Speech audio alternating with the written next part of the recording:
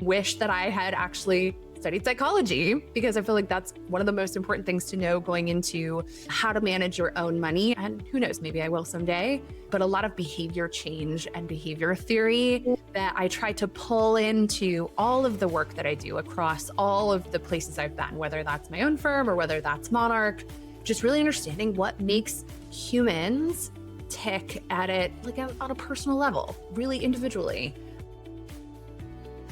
This AI project is probably the most exciting to me because I think it has the potential to be a go-between, to be like the step right before you go see a professional, because not everybody can afford that professional level help. We want there to be some ways for folks to help narrow down the realm of information. There's so much information out there, right? I'm sure even in this fire book, this beautiful fire book that's behind Jackie, there's a ton of information to know about personal finance to get on track for financial independence. There's so much information to digest. Every money decision that we are making, whether we are aware of it or not, is related to meaning for us. And I think that's so important for everybody to recognize. Every single money decision that you make, whether it's something that you are really proud of or you feel shame over, whatever the case is, you made that decision for a reason. And it's important to know what the reasons are behind it, make sure they align with what you actually want to do in the future, and use that as your inspiration to move forward and make progress. Welcome to Catching Up to Fi, a podcast on mindset, money, and life for late starters of any age on their journey to financial independence. I'm Bill, and I'm a late starter.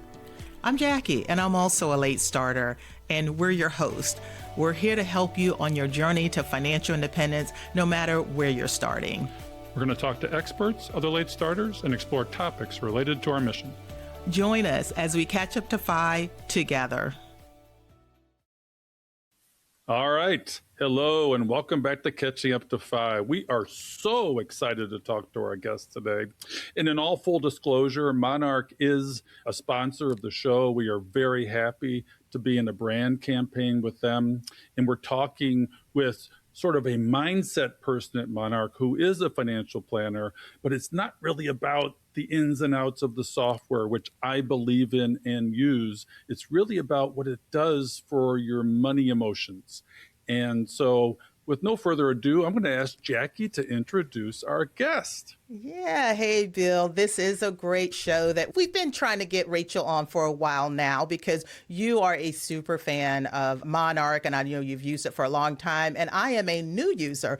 But as we roll into the new year, like organizing your money, it just becomes top of mind for a lot of people. And it's one of those most common New Year's resolutions. So today on the show, we have an expert, Rachel Lawrence, with us, and she leads the money management software for Monarch Money. So she is a certified financial planner and a fintech leader with Monarch Money, where she works at the intersection of personal finance, technology, and artificial intelligence, AI. She also runs her own fee-only financial planning firm called Reverie Wealth. Yep. She says that she knew at a very early age, as a teenager, that working with money was her calling after becoming obsessed with a stock picking competition in high school. And I definitely want to hear more about that. But since then, Rachel poured her entire career, 20 plus years, into financial planning and financial coaching. And in 2012, she made the leap from traditional firms with high minimums to a new way of working with regular Americans through fintech startups. Now, with her powerful mix of skill sets, Rachel is finding ways to help millions of people at once through her role as head of advice and planning at Monarch Money. She brings a practitioner's perspective to fintech innovation, translating complex financial data into very clear, actionable insights that fit real life. By now, everyone has probably heard of Monarch Money. Today, Rachel is going to give us a masterclass on how to organize your financial life, and we'll get a peek into what changes that's coming, and we'll get a glimpse into 2026 and what that looks like as well. Rachel, we're so glad to have you on Catching Up to Fi. Thank you so much, Jackie and Bill. I'm so glad to be here. I'm a huge fan. I am a fanboy. I'm a super fan. It has changed my financial life. And it was one of the tools that helped tell me that I was financially independent. I couldn't have done that or made that journey without digging into the numbers of our monthly expenses and translating it into had we reached our fine number. And lo and behold, recently I found out we had, and Yay. yeah, Yay. it's great. It was whoopee, but at the same time, big whoop, because nothing changed immediately. I Yeah. didn't. Well, one day to the next, it was like, okay, life goes on. Yep. But needless to say, the financial advisor I partnered with uses Monarch with all of it, integrates it into the planning process, which made the discussion and the organization of things really easy. But Jackie, before we dive into Monarch, Rachel has her own money story. You know, I would like to hear, given that she was so passionate about it at an early age, why is that? What were her money scripts? What was her money mentality that led to a money story and trajectory where she is today? Yeah, happy to share some of that. It really is the whole reason I'm here is my background and my childhood history. I grew up in a family where we were on welfare, food stamps, Section 8 housing, all of that. I was one of 5 kids and one teacher's income, really low income family. And I didn't really get taught very much about personal finance. It was really just spend whatever we had in the order of priority of the biggest needs. So sometimes it was just food, and other times, like I tried to play basketball, new basketball sneakers once every couple of years kind of thing. I really wanted to know more about how to do it. I got really interested. Jackie mentioned in my bio, in senior year, I would say, of high school, I did a business class. They had a stock picking competition. It was the .com bubble. So I'm dating myself here, but it was all the IPOs were coming out every morning. I would wake up at 5 a.m. and see who was going to IPO that day. Was it going to be Yahoo? All of the ones that went out of business, right? And all the different pet ones. And I would just be looking them up and trying to understand what their business model was, what their value proposition was, why were people going to buy them or not, which IPOs were going to be really hot or not. That is how I handily won that stock picking competition. Would not recommend that people do that in general now, having been through this for 20 plus years. But it really piqued my interest in personal finance and in the game of money. It's really a game, if you will. And we're going to be talking about mindset and what some of the plans are at Monarch around money mindset. And I think we all believe strongly at Monarch that money can be a game and we can learn how to play it better. And there are some rules around it. There's some really important rules to learn through it. And just basically wanted to understand it from top to bottom. So I went to school for finance. I went to my undergrad for finance at Bentley University, went back to Bentley for a master's degree in personal financial planning back in 2016 and became a CFP, certified financial planner, and just pursued that path really hard. I started pretty traditionally, but it was the impetus of not knowing and seeing some friends in high school. I went to a boarding school, so a lot of friends' parents were very wealthy. I'd seen them be winning at this game, and I wanted to know how to do it better. So I studied it as much as I could, got as much information as I could, and I can tell you that just because the information doesn't always necessarily make you good at it yourself, there's a lot of other things to process through that. So a lot of the work I focused on over the past, I would say 10-ish years, 5 to 10 years, is a lot more behavioral. It's a lot more focused on the qualitative side of it, a lot of core values work, identifying things like your pain points and your fears, thinking about just like the mindset that goes into doing money really well, a lot of behavior change study. I really wish that I had actually studied psychology because I feel like that's one of the most important things to know going into how to manage your own money. And who knows, maybe I will someday, but a lot of behavior change and behavior theory that I try to pull into all of the work that I do across all of the places I've been, whether that's my own firm or whether that's Monarch, just really understanding what makes humans tick at it like on a personal level, really individually. I want to understand what works and doesn't work for each individual person, and then find ways that we can democratize good financial planning and not just leave it in the hands of folks that can afford to pay thousands of dollars for that expertise, which we know it costs, and then just make it really accessible. And that's where I've landed at Monarch and why I'm here now and trying to build some of these amazing tools that we're releasing at this very moment. This week is the big launch week for our new winter releases. So we're really excited to bring some of that to life. And we have way more on the docket for next year. Can't wait to get really further into the weeds on the behavior side of it, I think, in the new year. I love that the Monarch app has such a focus on the behavioral part because I was at Kansas State for financial therapy. So if you want me to connect you with the professor there. I know them very well. Yep. I've looked into that program for a long time. So that is so important. And I'm a new user of Monarch because before a lot of psychological things, I didn't really trust pulling in my accounts. And finally, when I got on, there was a lot of information about connecting the accounts, the security and safety. So if anyone has that same hang up, I did get over it. And I was very happy to see that you guys focused on that. But also, I'm a very visual person. And Monarch is very visual and makes it easy to see all the pieces. It's a good experience to sit there on the software because not like spreadsheets.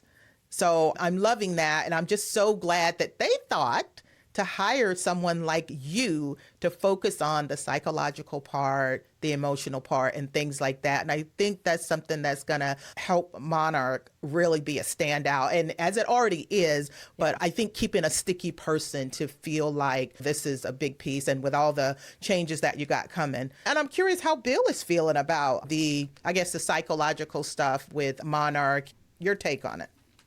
Yeah, we've talked to Brad Klontz, we've talked to Daniel Crosby, and we've talked to Carl Richards. We've taken a deep dive into the psychology, the emotion of money. And late starters in particular are riddled with shame, anger, regret, remorse. They've had money trauma. They've had money scarcity often. They've been living a paycheck to paycheck, spend first, save last life, and they think it's too late for them. And we're out here trying to tell them it's never too late.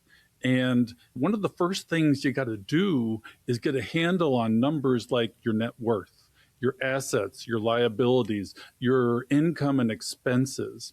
And I think personally, before we get into that with Monarch, you talked about some pivotal things in your story. There was poverty, there were food stamps. I think it sounds like you had money trauma and you had some money issues, and maybe you incurred some money mistakes along the way. Give us a personal twist on your own life, because stories make the world go round, and I want to hear more about yours. Yeah, absolutely. Yeah. So personally, it's been a really interesting journey. I actually did sit down with a financial therapist a couple of years ago, primarily to try it out for my own clients, because I wanted to be able to refer people to her. And because I did grow up with some of that money trauma.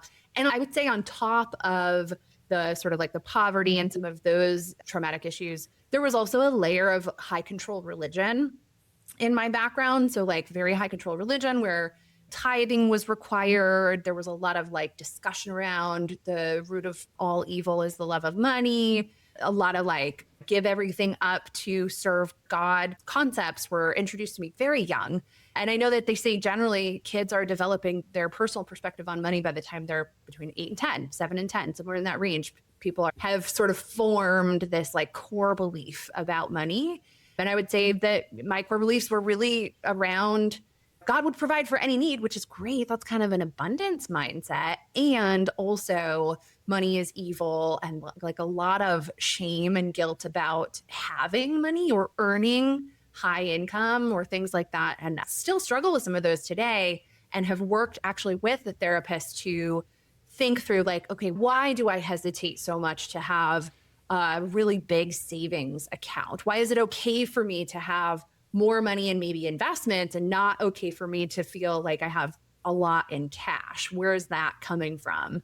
So I think personally, I've experienced some of shame and the guilt, definitely made like the credit card mistakes, especially in my 20s. Actually, really when I was studying abroad in college, I got a credit card, of course, in college, maxed it out during study abroad.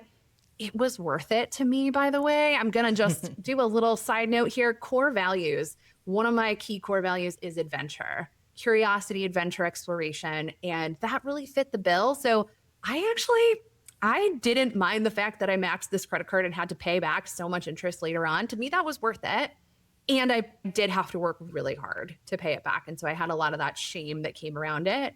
I went through a divorce in my early mid 30s and kind of had to start over again, building back up, and left that with some debt again, launched a business several years ago and also had to take on some debt to launch that. So there's always, I think, a lot of empathy that I have for folks who are making decisions that are outside of what is recommended, right? Maybe you're making a decision to take on debt in a certain way in order to launch your business because that fits with your values and it fits with the goals that you have for your life. And it may not be exactly what everybody said to do with your personal finances, but it worked for you to get where you needed to be. Tons of empathy for folks that are in that situation. I've been there myself. And now I think the fun part about working for startups is always like the interesting things that can happen along the way in terms of equity, right? Like to me, that's one of the reasons I love working at startups is this potential for huge growth along the way.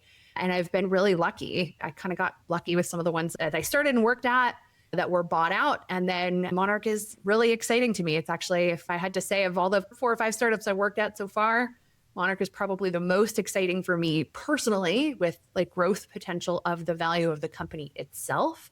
So I'm kind of taking some personal bets here and making choices that like maybe other people wouldn't have made to start a business and then to go to work for a startup company where your job isn't necessarily so secure, but there's a lot of room for growth. So those are some of the pieces of my story if I kind of had to wrap it up in one neat bow.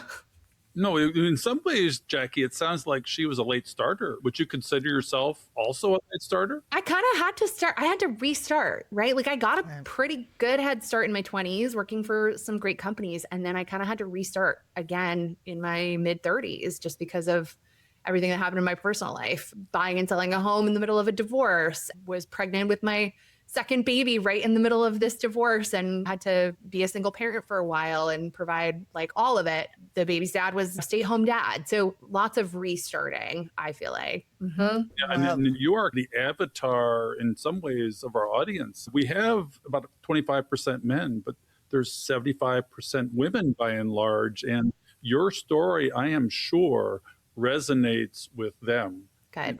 Yeah, it's very common, the whole restart after a divorce, especially if women typically, if someone stays home, it's going to be the woman. But that's a very hard time. And that was my pivot point as well. I was 38, so we're probably around the same age. So it warms my heart to know that we've got somebody like you that is putting together so much of the behind the scenes. And I felt that when I first started, and now you are still describing Monarch as a startup, and I knew they were. So I'd like to know, so how long have they been around? I feel like they've been around for a long time, but maybe not quite as long as I thought. So where are they in the trajectory of their whole mission and goals of what they want for the company and the people that they serve, like us, users like us? Yeah, that's a great question. They started back, I want to say in 2018, somewhere around 2017, 2018. They were doing some of the first product builds and like beta tests with users. They really didn't launch until about 2020, 2021, somewhere in that range. And then I actually started with them as a consultant when I left my last startup in 2022, left that startup, started consulting for Monarch just on a very part-time basis. My friend at the time was actually their head of advice and planning then. And so I was helping her with a few different projects. They were still really small and they had raised a Series A round of funding at the time, which that's actually pretty good. Some people are like, some companies are still in seed funding rounds if you're looking at venture capital, but they had raised a Series A, which provides a little bit more stability and allows them to invest into their product more. But then the big moment for them was actually when Mint shut down in, I want to say late 2023, Mint shut down, or didn't shut down, but it migrated over to Credit Karma, which was basically a shutdown. They took away the vast majority of the tools there. I don't know if you know this, but our founder, Val D'Agostino, he was one of the first few product managers at Mint. So he had brought all of this experience and learnings from building Mint to Monarch alongside some co-founders that were really invested in this idea of personal financial management. And I think they were just like really solid, high quality product, right place, right time. And they were just so well positioned to be like the next big thing after Mint. And so that was really like the big push for Monarch was late 23, started to take off. I came on full time. My friend left to run her own firm full time, and I stepped into the role of head of advice and planning in June of 2024. And then we raised our Series B round in early 2025. So we just announced it at the beginning of this year, and it was a significant one. And we just actually had our last all hands staff meeting of the year, where our founder, Val, told us that really no other budgeting or personal financial management tools had raised round of funding this year. It sounded like that from what I was hearing them say. That was pretty significant to me, that it seemed really easy for us to raise the funding from the investors because they saw the value. They saw the use case for it. They saw how many users had joined us, especially since Mint shut down. And the single biggest thing I would say that sticks out to a lot of former Mint users is the fact that we don't sell your data. Like, we're super, super strict about data privacy, not selling data to anybody. That is like the whole foundational mission for Monarch, was to never sell anybody's data, because that was one of the biggest misses that we saw at Mint, was their selling of the data. People felt a little bit betrayed. I stopped logging into it after a while because I was just getting sold product after product. And if you go back, one of our co-founders, Ozzy, actually has a great blog post he wrote right at the beginning of founding Monarch, which was your revenue structure of your business, how you make your money, determines your company culture. It determines if you're going to actually do the right thing for your users or not. Because if you're basing your revenue model on sales and on selling client data, you're an advertising company. That's what you are. And that changes the relationship that you have with your users. And we never, ever wanted to be that. And so that's why Monarch has always had a fee per month or per year to use it. It is not a free tool like some of the other tools that are out there, but we also have a vested interest in protecting our users and protecting their data. And we make enough funds from the subscription fees to cover the costs. And that's actually another key thing I've learned at different startups is a lot of the startups I worked at had business models that didn't work. They were not profitable. Their revenue never covered their costs. And I've never seen that happen at Monarch. So I feel really happy, like just internally as an employee, but also as a user of Monarch. It makes me feel really good to know that they're that stable and that they have figured out this business model. And as business owners, like, that's what you want, right? You want at least to break even to make sure that you're going to be around for a really long time so that people can really develop some trust in you and have that long history like you had, Bill, of 3+ years of data, and it keeps getting longer. And yeah, and I don't know. So to me, that's one of the big things that sticks out about the evolution of Monarch is just this commitment, solid commitment over and over. Even today, even as we explore new revenue opportunities, as a business, we're always looking at that. And every revenue opportunity that I've been involved in over the past year or two, if there was any risk of us even looking like we were selling our user data, we said no to it. We would say no to a project or a partnership or something like that if it even looked remotely like we were going to sell the user's data. I'm pretty proud to be a part of a company that has a commitment to that so strongly. I am so excited to announce our new partnership at Catching Up to Fi with Monarch. Monarch is a comprehensive financial tool to monitor your financial health and life. I have been using Monarch for 3 years to track my spending, net worth, budget, savings goals, and more. I am not a spreadsheet nerd, and without Monarch's robust, intuitive tools and user interface, this process would have seemed impossible. I was recently also able to seamlessly share my data with our new flat fee financial planner for a retirement readiness checkup when I turned 60. He uses Monarch with all of his clients. After our analysis, I was shocked to find out that we were financially independent 3 years before I thought we would be. You can't manage what you don't measure. Using Monarch was critical in this review and planning process and remains important in monitoring my ongoing financial health. Thanks to Monarch, all of our podcast listeners and community members have access to a 50% discount off their first year subscription. Simply follow the link below and use the discount code CatchingUp50 at checkout. I am proud to say that my sons are the first to use the code to join the Monarch family. I encourage you to share this link and code with family and friends this holiday season who need or want to take back their money and grow their wealth.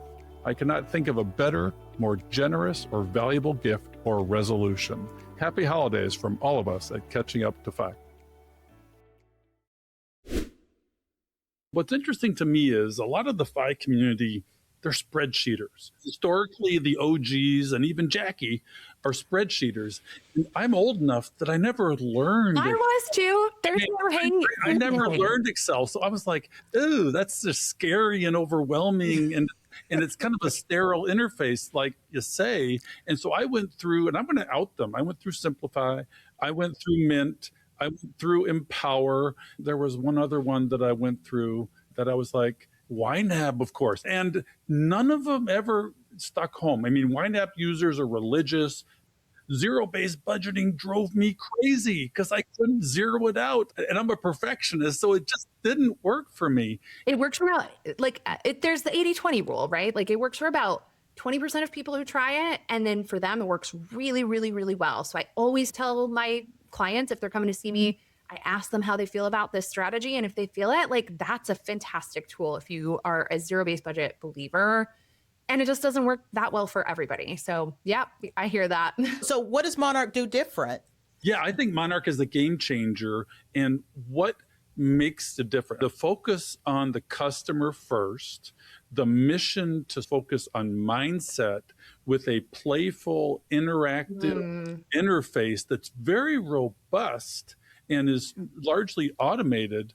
What are the differences from the traditional budgeting softwares? Yeah, great question. And again, no hate on spreadsheets. I still sometimes turn to them if I need specific things that something doesn't do quite yet. Although we're getting to the point, I'm like looking over at my AI assistant over here on this other screen where I can ask it almost anything that I would have tried to run in a spreadsheet at this point. So I'm like, maybe giving up on personal finance spreadsheets after this, but I would say the biggest differences are, full automation, right? Like you're linking your accounts, you get every piece of information imported in as long as you feel comfortable with that. You don't have to do it that way, by the way. So for folks that are really uncomfortable with linking accounts, I hear you. I'm at the point in my own career where like I'm using every single tool that's out there just to try it. So I know my data is out there. And to me, it doesn't bother me. If it bothers you, there is a way to manually import account information. So you don't even have to link the accounts. But the thing is, you can. And we're using 3 different data aggregators, whereas most other tools are using 1. And the difference with this is we can pick which data aggregator we go to for each specific institution connection. We can pick the one that is the most stable and provides information the best and stays connected the best. And in fact, if you just type into Google Monarch institution status, there is a whole dashboard free for anyone to look at, even if you're not a user. Just Google Monarch institution status, and you will see, you can search for your own institution and see how it's linking through each of our 3 different data aggregators and whether it would link for you. And like that is a key source of stability that I've been looking for many years as a financial professional. I can't get my clients' accounts to stay linked for very long until I started putting them through Monarch. I was telling Bill right before we started that I use a financial planning tool, like a professional level financial planning tool that I no longer use data aggregation with. I don't have them link their accounts through that tool. I have them go through Monarch, and then I pull over the information from Monarch to my financial planning tool because it just stays linked better. It's just better. It's never going to be perfect. If you knew if you knew how that sausage was made, it would scare you to know like how annoyingly difficult it is for us to stay linked. And I will just throw out here that the US is by far one of the best, most open for economies for banking. We have a lot of rules around open banking where the institutions really do have to share a lot of information with other partners. So we get a lot more information for US folks than, for example, in Canada, where we are also located. We don't get as much information for Canadian institutions because they don't have as open banking as we do in the US. So this is one of the big differences, is this linking, the ability to have these accounts, the ability to have it come in automatically. We've added some layers of what I would call translation to the transactions that are coming in. We're using AI to help automatically categorize the transactions that are coming in. And I would say, formerly, before this past year, any tool that I ever used would probably get maybe 60 to 70% of the transactions correct, right? Categorized correctly when they're imported in automatically. The rest of them I would have to go through and manually change. And that's a painful process. It can take hours of time to stay on top of that. And I would say I have noticed over the past year doing this myself and with clients, we're up to 90, 95% of these transactions are coming in correctly categorized already, which is a huge time saver, like enormous time saver, especially for someone like me that's doing this day in, day out with clients. But even as a user, like knowing that I can go through, there is this really fun swipe to review mode for the app. When you're on the app, you can just like swipe to review. I can just go through that. It takes me like 5 minutes. If I do it a couple times a week, they're almost always categorized correctly. There's so little I have to do. I probably technically don't even really need to go through and swipe to review those. I can take clients' information as is right from the moment that they link those accounts and use it in my financial planning software without really having to do any work. I want to second that because I had all that problem with the linking and broken links and corrupted data and double data before Monarch. And I didn't understand why it was so smooth, and now I do. And then the AI categorization, one of the nice features is I get an email every day or every other day with, you've got 10 new transactions to categorize. And I used to wait till the end of the month. And it was arduous. I didn't get around to it. The data and the categories were bad, but if you do it contemporaneous with as they come in, and it's really easy, it's really quick, and you can categorize things to death, but you don't have to. You don't have to. Monarch does most of the work. It does. And it's not work to track. It's not as much work to budget. And it offloads bandwidth. It makes it more fun. It makes it easy. It makes it interactive. And you mentioned AI. That came online this week. It did. And I noticed it. I noticed the icon up there. And I'm like, what is this? And I've been becoming a big AI fan in the last months. Yes, he has. For appropriate prompts with appropriate financial planning, with appropriate data pull.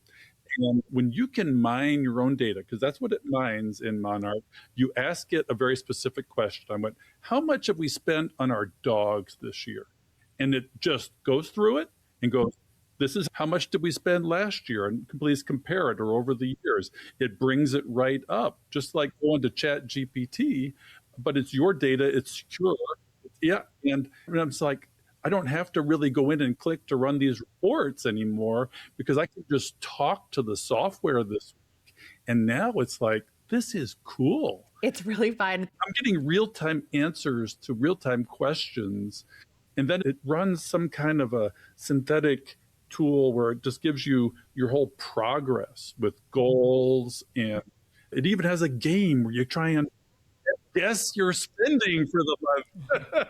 It's our little version of like your Monarch Wrapped for you so that you can look back on your year and see how you did. But the AI project really is, I think, probably the most exciting project I've ever gotten to work on. And I've done some really cool things in my 20 plus years of working with different companies. I've helped build the first real like democratizing financial planning company back in the day, LearnVest, which got sold to Northwestern Mutual. I helped build all the financial planning services at a robo-advisor, have built professional level tools for financial planning. But this AI project is probably the most exciting to me because I think it has the potential to be a go-between, to be like the step right before you go see a professional. Because not everybody can afford that professional level help. We want there to be some ways for folks to help narrow down the realm of information. There's so much information out there, right? I'm sure even in this fire book, this beautiful fire book that's behind Jackie, there's a ton of information to know about personal finance to get on track for financial independence. There's so much information to digest. What types of accounts do we use for retirement? How do we handle tax situations? What do I do if I get equity in my company? Not to mention all of the budgeting and personal financial management side of it, or what debt do I pay down first? I got a $1,000 bonus for the holidays. What do I do with it? These are the questions that most people have that I find the most joy in working on in this AI project, because that's the goal of it. It's not to replace a financial professional. Trust me, I'm a financial pro myself, and I don't want to put myself out of a job, but I also want to make sure that people have access to some sort of tool that has all of their information already in it. If it already has all your spending data and all of your liabilities, all your debt, all of your assets, things you own, why not? Why not have a tool that can look at that whole picture and be able to ask it some questions? I got a $1,000 bonus for the holidays. What do I do with it? And that's the stuff that we're working on right now in this AI assistant. It's to be able to not just data mine your own data. That's a fantastic use of it, by the way. I love that you're doing that. You can ask it like any question and it will come up with some really fun responses for you. We also have a weekly insights section that you can now get weekly updates if you wanted to run weekly insights for you, and it can compare week over week what's happening, general trends, both on net worth, but also cash flow, income, expenses. We are going to start incorporating other things as we develop them more. So goals is a big area that we're focused on developing over the next several months, including projections and forecasting. So if you have a goal of reaching financial independence at a certain point in time, what is it going to take you to get there? My hope is that this software can at least provide people the initial step towards understanding that side of the equation for themselves, so that yes, you absolutely can and should still go see a professional to get the detailed work that you might need to get to find out if you're financially independent right now. But you can have a tool that will give you like an estimate, right? Here is this tool that will help you understand where you are, what your financial picture is. So I think that's the direction we're heading in general in Monarch. It really is revolving around do-it-yourselfers. That is a huge area for us. And I know you have a lot of those in your audience. So that's a fantastic fit for the software. But it's also like I was telling you both before this, we're threading this needle between the do-it-yourselfers that we know we do a great job for, and then all the professionals like myself and your pro, Bill, who use Monarch with their clients. We know that lots of pros are using this with their clients to track everything, keep everything in one place, get one clear view of what's going on. And we want all the tools we build, whether that is the AI assistant, whether that is goals and forecasting, whether it's fun games that we have that we're going to probably keep doing things similar to that. We want them all to be in line so that anybody could use them, right? Professionals or consumers. So I think that's the most exciting thing, though, is the AI assistant project and just all the work that goes into it. So it's so different. It's like a different product than I've ever built before. We iterate on it so fast. I don't know if you've ever plugged some information into a AI tool online, like a ChatGPT. If you tell it something and it gives you a wrong answer and you correct it, it corrects its mistakes. It's kind of like it learns. It's basically learning through trial and error. And it feels a little bit like you're teaching like a middle schooler. That's the level of information it has behind it, and you're teaching it. So I get to be the teacher right now, and that's cool. I love being in the thick of it and really helping it understand this is an appropriate response to give to this type of question. If someone's going to come and ask me, what's my current financial situation in an AI tool, I want the AI tool to be able to give them an appropriate response. Not advice necessarily, at least not yet, but just general guidance. And here's what we think it might be. And here's how to find a pro if you need help finding a pro, that kind of thing. Yeah, I am so glad that you guys are adapting AI and just infusing it into the software to make it easy and almost seamless. You can click on the assistant, which I thought it was always there because I'm a new user, but it's a new thing. Just this week. Yeah, I'm loving it. So probably the most common question that we get is, where do I start? We're in the Facebook group, and that's the question we get all the time. And when I sat down to write the book that you were mentioning, Fire for Dummies, I had to think about that. And it sounds Monarch is going through that whole thought process. And the first part is the psychology that you were talking about, the emotion and things like that. And then the second one is knowing where your money is at. I spent a whole chapter on that to say, you got to know what your income is. You got to know what your expenses are. And you guys at least make that part really easy. So now when someone ask about where should they start, you really got to see where your money is at and where your money is going. And once you get command of that, and the fact that you make it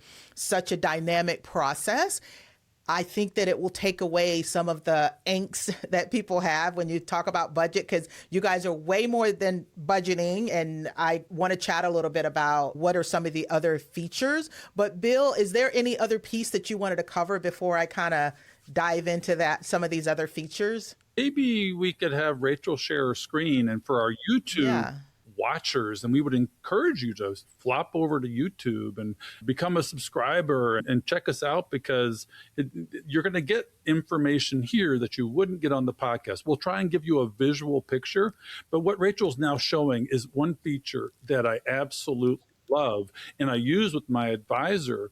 It's called a Snakey diagram, where literally it shows you inflows and outflows.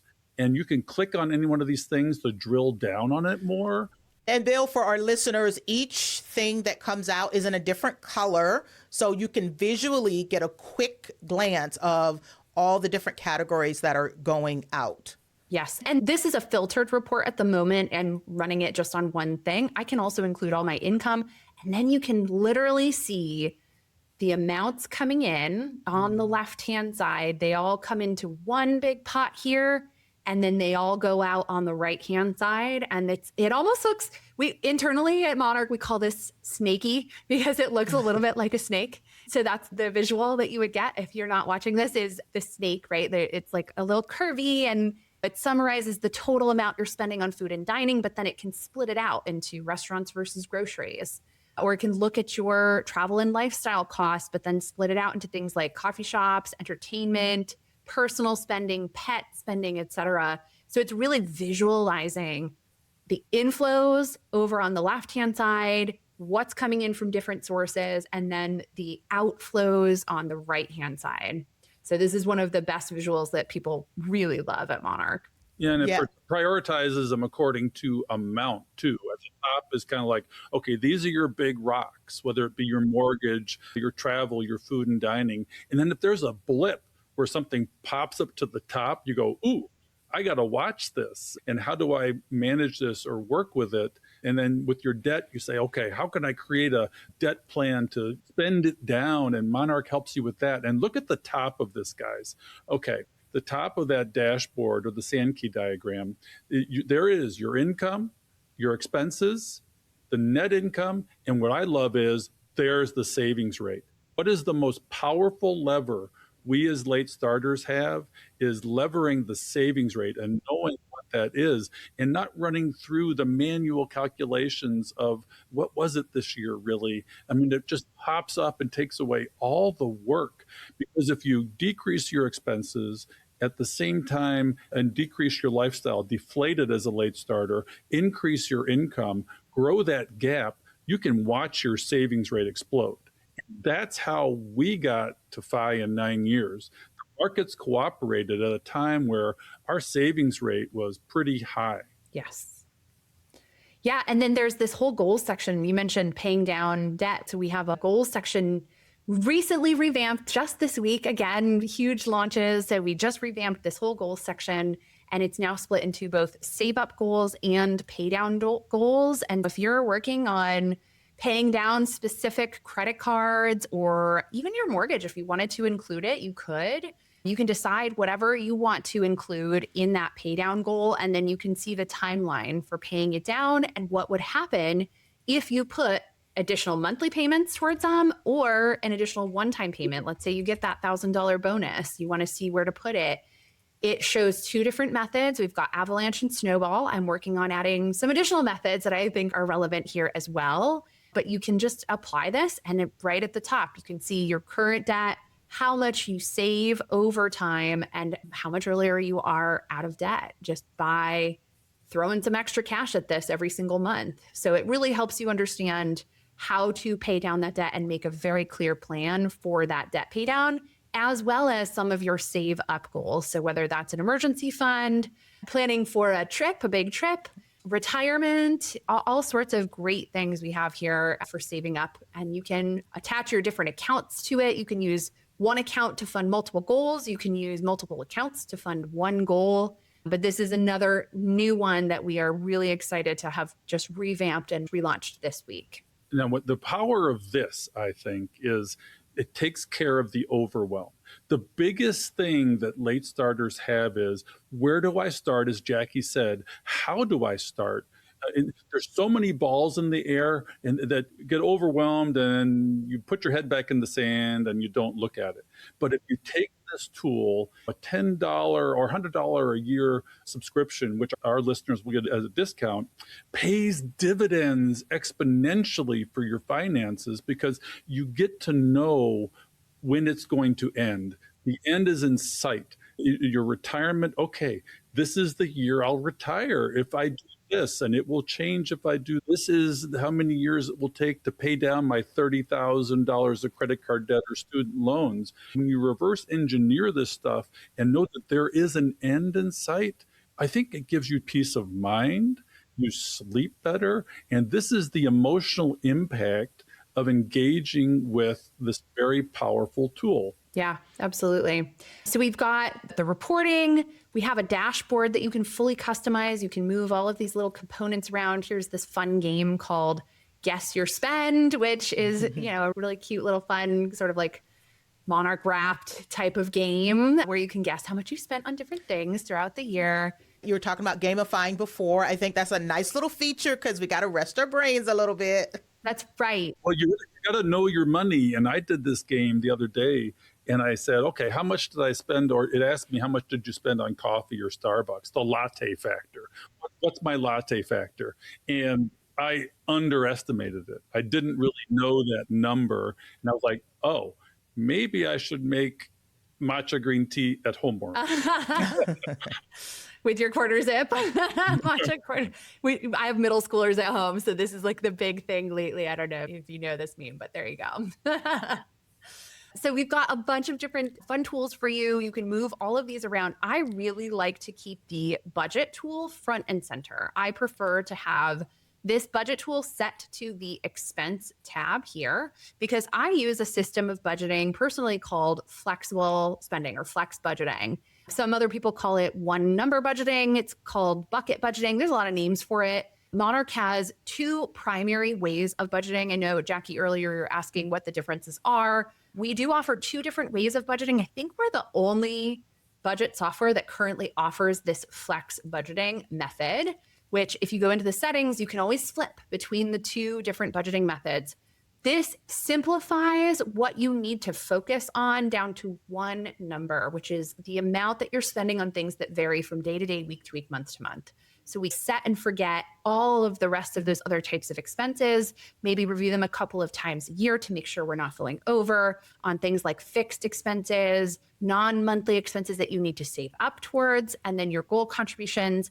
Everything else would be a flexible cost, and we can break that down into a monthly number, or I like to break it into a weekly number for myself and give myself a little allowance. And then I can set this flex budget so that all I'm focused on, everything else is really high level here. You can see I've got my income, I've got fixed expenses, flexible, non-monthly. I'm not even setting budgets for every single one of these. And actually life insurance belongs under fixed, but I'm not setting budgets for each of the things underneath this, for restaurants, for groceries. It doesn't actually matter how I spend that flexible money as long as I don't go over the amount that I set for myself. So maybe one week I really need to order out a bunch because I'm working late and I'm really tired or whatever the case may be. I can order out. Maybe another week I'm buying a ton of groceries because I'm going to cook at home and do a bunch of meal prep. And I can do that here by just setting a high level flexible spending number, which then you get to see over here on this right-hand side. And I obviously have played around with this demo account quite a lot because I'm way over budget on this. But the flex spending, it shows you where we are in the month. So we're about halfway through the month. We're December 18th. I have spent about $3,100 of the $3,700 budget in this demo account. That means I need to slow down because I'm going to hit the end of my allowance before the end of the month. So this enables me to make split-second decisions around spending. And I think Monarch might be the only budgeting software that allows you to do this system of budgeting. We do also offer really traditional category budgeting where you are budgeting line by line, right? Like you can set a budget for everything, but I think this sets us apart in that space. All right, Jackie, you have a story to tell. You checked out our sponsor, the Alloy Market, with a little gold bar that you sold them. How did that work out for you? That's right, Bill. The short answer is it worked out great. I was really kind of surprised at how seamless the process was. I just ordered the kit online. They had it to me within days. I put the gold in the package, mailed it out, and almost instantly they notified me it was on the way. They told me when they received it, and they finally gave me a quote. And do you know how much I got for it? No, Jackie, how much did you get? Well, I got $285. And you know where that's going. That is going in my new grandbaby's 529 plan. And I was, again, very surprised at how seamless the process was. All right, that's thealloymarket.com. You can declutter this season with your gold, silver, and platinum. Where do we go, Jackie? Yeah, and here's a bonus. If what you send in is worth more than $199, you will get a $15 bonus. Just enter the code CUTOFI15 and get your bonus. Okay, so Rachel, I'm sure is there a place for net worth in here?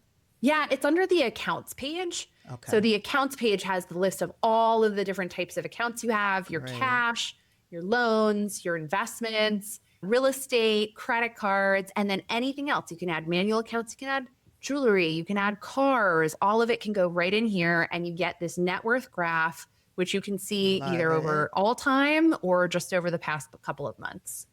Yeah, I love this too, because I used to use Empower as a separate tool to track net worth. And here, I don't need to do that anymore. It's all here.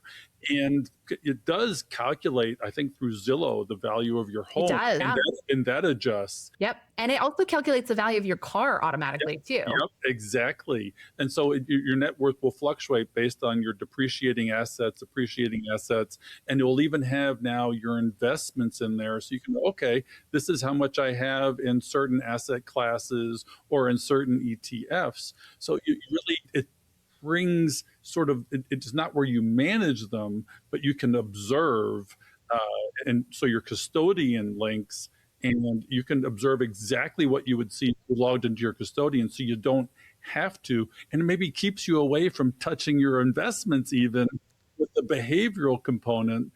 We're trying to get through all these things, and you got reports and the budget. And I'm wondering what this advice button is down here. It predates me. It's very generic, and it really isn't advice. It's more, it's like, if this, then that. If you've got this, then maybe think about doing this. And it's really text-based at the moment. So if you go through and you update your profile, you answer a whole bunch of different questions about yourself, then we will give you a little list of things to go think about. So you can think about, if you haven't set up your budget yet, this is how you set up your budget. We give you a little checklist. Each one of these checklist items has something inside of it.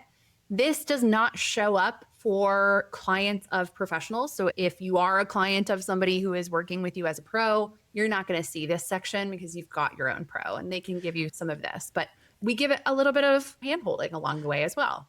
There's education here, which is there's a lot of education. Yeah. Yeah, because this looks a lot like, where you was showing everything within the advice tab. It looks like the typical information that might be on an intake form when to a financial advisor. Okay. And I can tell you that one of the things as someone that is new using it, and also for our listeners, you don't have to set all this up at once, but it does have a lot of options. So since I'm just starting, what really attracted me was the investments. I had been using a spreadsheet. The spreadsheet is not near as, I guess, intuitive. And I have, as an educator, I like to try different brokers. And that leaves me with probably 5, 6, maybe even 7 different brokerage accounts. So this was really nice to pull it all together and to see it all. I have apps for each of them, and yeah, I can log onto the app. So that was a time saver to have it integrated here. And then the other thing, I'm not sure if you use this, Bill, but it has a business option in here where you can track business expense. For me, I feel like I do okay in my budgeting on a personal level, but when it comes to business, I do have a small spreadsheet, but I have not done that. I'm a solopreneur, so I'm not running 1,000 transactions a year. It's just a few, but every year I feel like at tax time, I'm scurrying a little bit. So I appreciated seeing the same categories that I see on my tax return, and it will help me. I don't think you have to use all the features here, but for me, it's the business piece is almost immediately the piece that I know that I will consistently use. And paying for the software for me is just a business expense now. Good question here, too. You mentioned taxes, Jackie. Yeah. One thing I don't see, a lot of people use TurboTax. Do you have plans in the future to integrate there so people can pull numbers from here to make doing a tax return easier? Ooh, We want to good make question. doing taxes way easier for sure. And there's a lot of talks in the work. The thing that I will always remind you of is Monarch will never sell data. We are never, ever going to sell our user data. So what we need to do is find a partner where we are not ever going to be selling that information to them for them to use. But you could take an Excel, download a CSV, right? Come a separated value file from this and import it into a different software like any of the other softwares that would just allow you to import. So you could do that. I also have personally used the reports section really closely because in your transactions, what you can do, one of the things that I love doing here is, let's say you have an expense. This was a grocery expense, but let's just say that I was buying something for a holiday party for my business. I could come into this expense and I could add tags, custom tags. A lot of these are pre-existing, but I can make as many custom tags as I like. And I can even, if I have multiple small businesses, which I do, I can make a name for each of those different small businesses and just say which business this was for, and also say that this was a business tag and a tax tag. And then I can run a report under my filter here. I can filter, let's take out these, and I'm going to just filter on my flexible categories, and I want to find all of the tax ones. So now it's going to pull that specific one and any others I've marked, and I run this report for my tax pro. All I do is, and I can save this, and I can just say, I'm going to save this. I'm going to run this every year at the end of the year and give this to my tax pro. And if I have been reviewing my transactions and adding those tags, this should be fully up to date. My tax pro can take that and just make sure that it matches with all of the other deductible expenses that I had for my business. So that's another really key way that I have found both business owners and also folks that are worried about tax issues can really heavily use Monarch. I mean, this makes your Schedule C accurate, for Right. example. I mean, it drills down on that. And so you're not guessing and estimating based on last year and what changes were there. So this is a powerful way to really look at the sections of your data, and you can't manage what you don't measure. It's like your weight getting on the scale. How are you going to lose weight without getting on the scale? This is the scale that is an accountability partner that keeps you honest, and it's non-judgmental. Like, it's not going to tell you you screwed up. Nope, it's not. That's right. Not when they got Rachel behind the scenes. And that brings up a question too. This can be overwhelming. Somebody doesn't know where to start. There's a lot of bells and whistles, but Yes. they're very intuitive.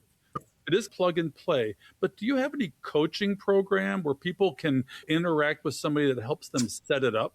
Really good question. Not at the moment, but I have been hearing this week, especially from people now using the AI assistant, that it can do a lot of that work for you. So if you just tell it what you are using in Monarch, it is connected to our full Monarch Help Center and all of the product information about the Monarch tools. So you could come into the AI assistant and just say, I'm brand new to Monarch. Where do I start?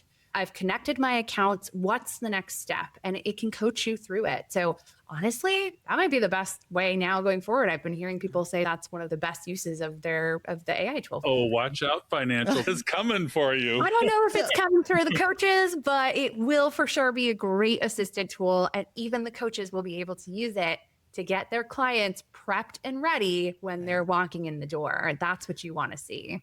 Yeah, because it can't be with them all the time. You can't. My advisor did use the CSV file download too, and he uses spreadsheets that he's customized, but it was an ease of data import. And one of the biggest problems for advisors, I would think, is disorganized clients that come to them with a raft of papers, not knowing where their money's flying, and then you have to spend hours drilling down on collecting the data, organizing the data so that you can manipulate and manage the data. And this takes care of all of that for you. It is a time saver. It is a bandwidth optimizer where you can think about other things. People talk about too, and then it becomes easy to touch your money and monitor your money on a regular basis. And you go, oh, by the way, okay, I got to watch this. I'm dining out a little too much. I'm door dashing too much. It's okay. And it's not somebody saying you're bad. It's truly unemotional, not judgmental, and it helps you wrap your mindset around really an alphabet soup of complicated things. And the reason I'm pulling, so if you're not watching, I just pulled up the transaction screen and I'm adding a custom tag here because what you're saying is reminding me of another thing I'm really excited to do in the new year is to build in even more of these behavioral tools. So the next big one that I really want to work on building in personally, obviously we have to prioritize it depending on the company's priorities, but personally, I'd love to see us do a ton more around core values.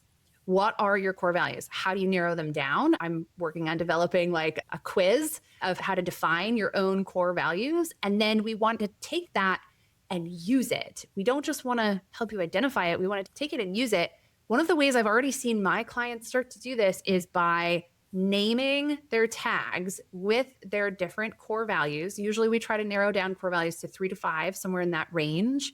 They might go in and they will create their tags and they'll go through their transactions as they're doing this transaction review. And if they really want to see if they're putting their money where their heart is, where their core values lie, they can tag this with their core values and then run a report to see where they're spending this money. So maybe in this case, this Whole Foods groceries transaction, maybe this is family because that allowed the family to have some really easy, ready to go meals that were healthy, delicious, organic. And maybe it's also health, right? Because maybe you needed to have a specific type of food and that's why you went to Whole Foods instead of to Trader Joe's or something like that. Then you picked that for a specific reason. So this is another area that I'd really like to go more heavily into over the next year. And I really think we're going to, not only on that core values front, but also, again, gamifying this as much as possible, we're working on something called the Monarch method and really understanding like where people are in this game of money, how to help them understand what to do next and gamifying that a little bit, helping them feel like it could be fun. It doesn't have to just be about eating the frog. It doesn't have to be about like doing the hard thing. It can also be sometimes fun to do this. And yes, it's not always going to be fun, but most of the time we can like take a lot of these things and make them more fun, make them more interesting, and just really help people more deeply connect with meaning and their money. Because every money decision that we are making, whether we are aware of it or not, is related to meaning for us. And I think that's so important for everybody to recognize. Every single money decision that you make, whether it's something that you are really proud of or you feel shame over, whatever the case is, you made that decision for a reason. And it's important to know what the reasons are behind it. Make sure they align with what you actually want to do in the future, and use that as your inspiration to move forward and make progress. Yeah, Rachel, I think you're going in the right direction there. Another common question I see is, here's my budget, take a look at it. And it's just so hard because those people don't know your values. I remember one time somebody put dog food and at the pet store, and someone was like, you need to cut out the dog food. I'm like, no, that might be important to her. So again, it's kind of nice that Monarch is going down that direction where they're assigning values for certain expenses, and that's so important. Yeah, I mean, too, this is a great communication tool. You're not operating in a silo. Yes, your advisor can have access to it and help you manipulate it and coach, but then your partner, or say even your kids, they can know, okay, this is where the money's coming in. It's not magic. This is where it's going out. And then we talk about money dates and this makes your money date very efficient. Bottle of wine. Okay, let's look over our month, or let's look over our week. Okay, let's look at that Amazon one-click thing. And actually, you can break down in Amazon, I think, into the category. There's a little Amazon connector. There's, what else are we doing it for? Target, I think, was another recent one.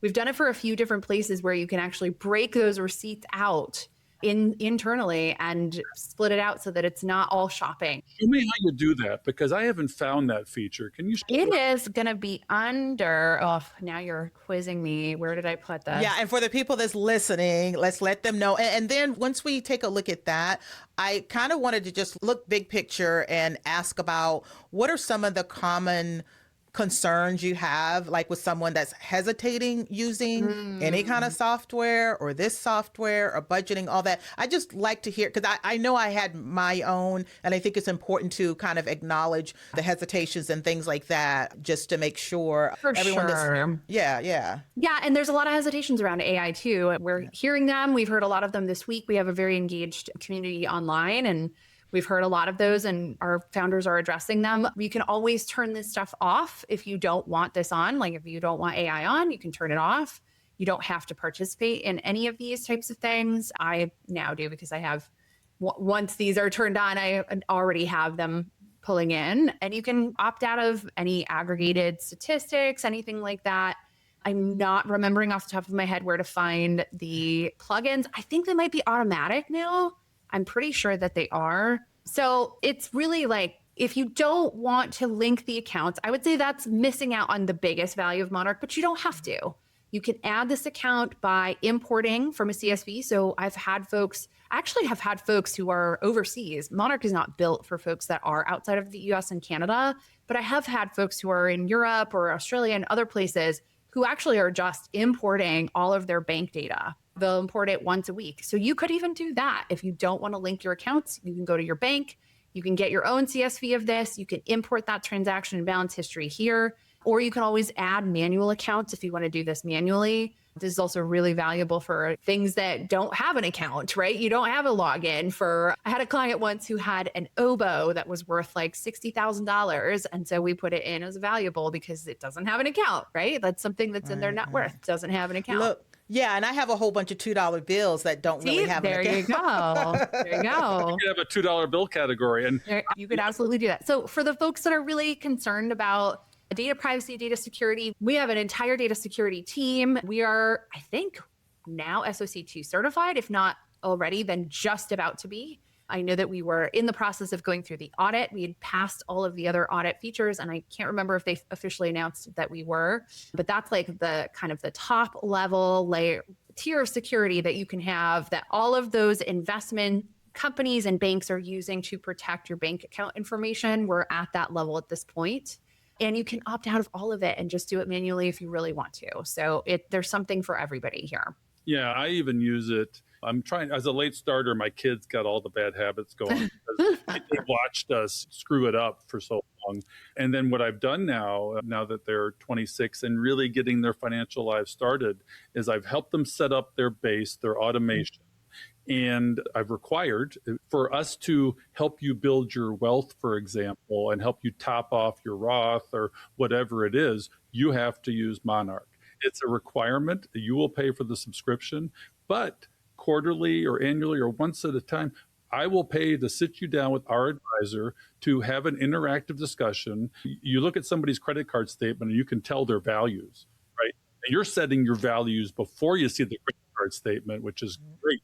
And then they'll get some feedback and learn as they go and learn about the power of this. And yeah, you're on track. This is how you set up your goals. And then my one son, he's like excited. He's, oh, I get this is fun, it is gamified, and it's very helpful. And so it helps eliminate that generational financial illiteracy, and it builds literacy at a younger age when you come out into the working world. But when you get your first paycheck, you should already be synced with Monarch. You know how to partition it and where it's going, how to get it into your sinking funds at Allies so you don't spend it. And so there are so many opportunities to fix institutional, systemic, cultural problems using a product like this. I can't emphasize, I'm just like I'm super excited about Ally and buckets for saving. Yes, the named buckets. Yeah, Love that. Monarch does the same thing. Yes. And Jackie, do you think you're going to become a regular user of the product now? Yeah, I think for me, the things that I will use the most, I probably won't use a ton of the basic budgeting stuff, but I like that there's flexibility. And I love that I don't have to pull in all of my accounts and I have the ability to manually do it. But my biggest features, I would say number one is going to be the business part, because I was this close to trying to figure out something that was just, I just wanted it pared down. Some of the business software tracking is just way more than I need for tax purposes. So that, and probably the investments, because I have so many different accounts. So it'd be nice to have it in one place. So for our listeners, I mean, our main goal here was to get you a little more intimate with something that Bill have found super helpful. One of the most talked about and always mentioned in our group, Monarch Money. So we knew Rachel was like a big part of the brain and the heart behind how this worked. So we knew that it would be valuable to do that. And that was the purpose of this episode today. So thank you so much, Rachel, for my pleasure. And what other resources you have? Like, I found your YouTube. So you do have a YouTube channel. Okay. And then on the Monarch website, you have a lot of information, and they can get to this even before they decide to do it. We do, again, we partner with you guys. So we do have an extra discount for the first year, 50% off. The link will be in the show notes. But anywhere else that they would be able to? If you want very engaged community, lots of user reviews, very vocal folks about this, we have a huge Reddit community. Lots of users on Reddit who give their opinion very strongly about everything, which is both good and bad. It's a super, super engaged community. We have a lot of super fans, and we've got a lot of folks that have like really strong opinions when we release new features. So it can be a double-edged sword, but also it is a great place to kind of get to hear testimonials, if you will, and like hear real users, other people who use it for different types of things. So the Reddit community is really fantastic. If you need an ambassador for the product, I'm happy to get out. I was about to say, Bill needs to be a Redditor. Our audience needs to know that we have a special link to a special subscription page where you'll get a 50% discount on your first year. So for $50, basically, you can have a very powerful tool in your back pocket. But you can also just go to the standard website and use Catching Up 50 as your discount code when you log out. So there's two ways to get your discount, and we'd like to get credit for sending you there. So use our access points and take control of your money. I mean, it's never too late to catch up. Better late than never. And it's always a good time to catch up to FI. And especially for new starters or late starters, this is how you solve that initial overwhelm. I think you've done a great job today of giving us a high level and drilled down view on the power of this tool. And you've told us a little bit about what's coming. I'm still interested in what are the things we can look for that are really, and now that you've got AI, but what other things working with mindset and psychology? I think the sky is the limit here. It really is. Like I said, there's some core values quizzes that I want to build into this, potentially some other like history of money type of information that we could use to help us understand where you are in this game of money and make sure that you feel like you can get good at it. We definitely are going heavily into the investments section next. So we didn't see it a lot today. I didn't show you too much of it because there's some really big improvements in the works that I'm super stoked about. Asset allocation, true asset allocation of like, how much do you have in stocks versus bonds versus cash? Perhaps even breaking it down a little further than that into things like large cap, small cap types of bonds, things like that. We might have that information, but as soon as January, February, I know they're actively negotiating that contract to get that data and then piping it in underneath it to fill in all those blanks. So that'll be super useful. That's a really powerful, almost professional level tool for a lot of people, especially when you've got all of your holdings in one place.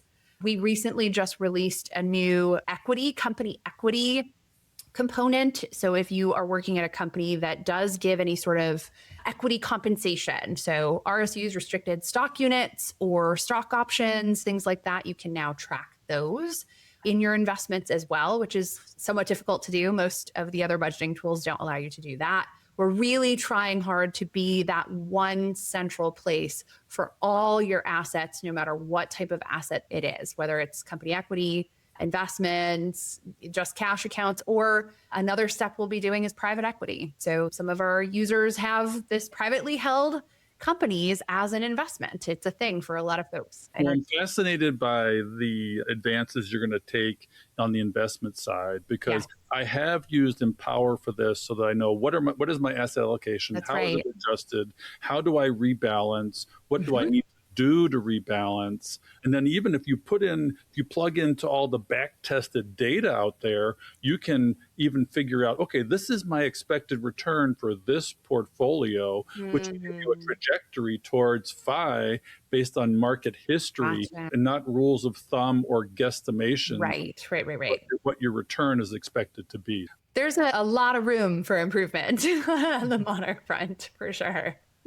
Yes, we're thinking about all those. We will continue to go pretty heavily into AI and making that tool more useful for individuals and also for professionals. We're going to be working on forecasting. That's a huge project at the moment that I'm working on with our team. Same team that put together the goals revamp. We want to incorporate projections into those goals, not just those really basic level ones, but really looking at if you have this life event happen and also that life event happen, but you also have all these other goals that you want to do with your money. What does it look like? Might you be successful in reaching all of those goals? So forecasting is a big one. Some of those projections of what your accounts could be worth over time. That's a huge one. And we'll incorporate all of that information into the AI assistant if you have that turned on. And then there's some ideas being tossed around of because you have all this information in Monarch, right? Information is great. We know that information's fine, but it's the action that matters. Taking action, taking the steps to actually go do the thing. And we want to make that simpler and easier. So we're working on some partnerships where we are not selling your data, but we're working on partnerships with other companies that are out there where we can make your taxes easier to do. We can make your estate planning easier to do. We have a whole project we're working on for legacy planning, because that's a whole section that you don't even see in Monarch today, but it's really important if you're talking about generational wealth and building wealth for your loved ones. So like legacy planning, how we're going to do that. And then so many other areas where we can help a user immediately understand their picture, but then go take action on it. We want them to be able to take immediate action and go do the things right then and there, because there's no time like the present to just get it done. This is a great tool for DIYers, and a lot of our audience are DIYers, and this is a great entry point. We're over time. We could talk about this for another hour, but Jackie's trying to rein me in, as she loves the word loquacious, and so I'll use that. Oh, yeah, I hate that word. Jackie, do you have any final thoughts on our show today? Just that, Rachel, it was a pleasure having you on, and I think that you and Monarch are definitely making this organizing money a lot easier for our late starters, our listeners, and it's really making a difference. So as we go into 2026, for anyone that has money, organizing your money as part of your New Year's resolution, this is a great place to start. Yeah, harness that energy, right? We all have this new year, new me type of energy happening. A lot of us, not all of us, but most of us do. And we can jump on that. Use it, harness that power right now going into it. Also, plan for failure. I know I'm going to fail at this sometimes. I know I'm not going to check it every single day. I might fall behind by a week. Just know that happens. You're totally normal. Happens all the time. Plan for that failure and plan to get back on the horse. Just keep going back to it and keep planning to come back over and harness that new year energy and then use it throughout the rest of the year. So I encourage all of our audience, January 1st, to go buy a scale and join and get a Monarch subscription and take action on your financial health and your physical health, because those are two of our most important assets in life. That's right. Rachel, thank you so much for joining us today. Jackie, thank you for your thoughts. I look forward to seeing you guys next week on Catching Up to Fi. So, Bill, as you know, we cannot do this show without our amazing staff and the people that help us put this on. And our editor is Fritz Brazard. We love them and they keep us going. Yeah, Jackie, I mean, this show wouldn't have the quality it has without our folks, our peeps. And we'd also like to give you a few calls to action for the show. We love our community and we hope you love us back. If you would like to support the show and our mission to help late starters, you can do that at Buy Me a Coffee, which is a platform that allows you to make a donation. The link is in the show notes and on the website.